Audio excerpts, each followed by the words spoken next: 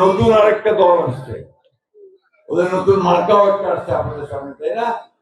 রতিকি দাঁড়িপাল্লা। আগে যে কোনো ভোটে দুইটা প্রধান পক্ষ থাকতো, তাই না? নৌকা আর ধানের শীষ, ঠিক তো? আমরা কেউ কেউ নৌকায় থাকতাম, কেউ ধানের শীষে থাকতাম। এইবার নৌকাটা নাই। যাই হোক, বিভিন্ন কারণে আমাদের রাজনীতিতে বিভিন্ন রকম সমস্যার কারণে আমাদের এই নৌকা এবার আমাদের কাছে নাই। এখন ভোট তো দিবা হবে নাকি? ভোট দিবা হলে কোন থেকে আপনারা বাঁচবেন? নতুন আরেকটা দল আসছে, ওদের নতুন মার্কাও একটা আসছে আমাদের সামনে, তাই না? রতিকি দাঁড়িপাল্লা।